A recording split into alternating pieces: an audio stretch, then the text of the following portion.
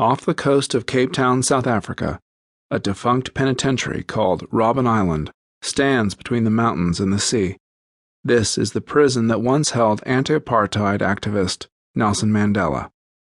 In the prison's latter days, most of the inmates were young and black or colored, typically of mixed race or of Indian descent. The guards were young and white. To keep the inmates occupied during their long hours of captivity, the guards ordered them to move gravel from one hole in the ground to another. It was labor without a purpose. Mandela, though 20 years older than most of the other prisoners, was forced to daily engage in this work. While his body was occupied with pointless labor, however, his mind remained free. During his long years of imprisonment on the island, Mandela transformed the lime quarry into an institution of higher learning. When Mandela was young, Methodist missionaries in South Africa ignited a passion in his heart. It was a passion for freedom. The education he received gave him a radical view of divine grace. His understanding of the power of forgiveness grew. The things he studied as a boy taught him a contrarian way of life. During his time on Robben Island, Mandela turned his mind into a portal. His mind was a land where he could explore revolutionary ideas. The freedom of his mind not only helped him to maintain his sanity behind the gray concrete slabs, it helped him to create beauty in the midst of his confinement. With each shovelful of gravel they transported, Mandela and his cohorts were in school.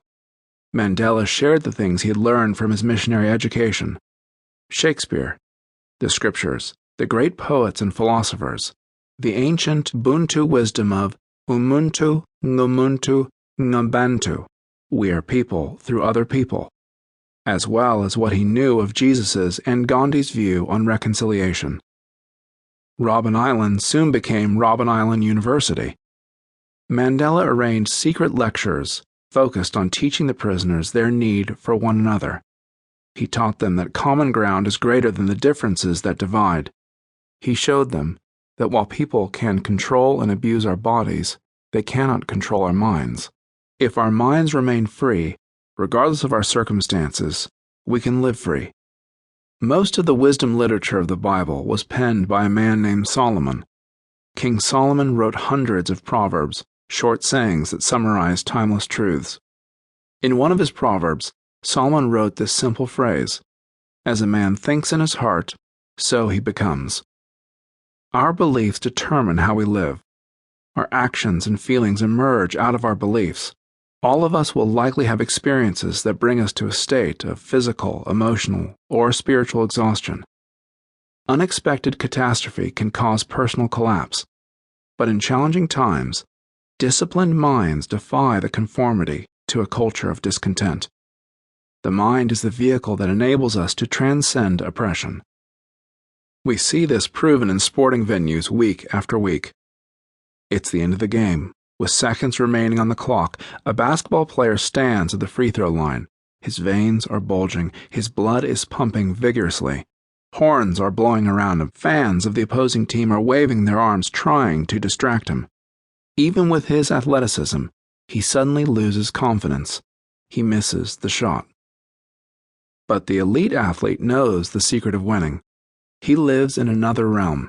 He blocks out the loud noises of the crowd. He knows how to play in the zone, a protective space of mental concentration. To win the battle on the basketball court, he first wins the battle in his mind. This focus is the art of seizing the opportunity. It's about muting the voices that frighten us. God's voice takes over and we lose ourselves in the moment. We do what God is calling us to do in spite of adversity. Life is filled with opportunities to live out God's calling. How we develop our minds prepares us for those divine adventures. There is a status quo way of thinking that leads to distraction, and there is a contrarian way that leads to life. It may not lead to a life of material abundance. The path does lead to joy. The secret to experiencing this joy is learning to defy the gravitational pull of our culture's values. In this defiance, Zealots simultaneously construct a mind of wisdom. In the New Testament letter of the Apostle Paul to the Romans, Paul lays out a doctrinal treatise on the grace of God.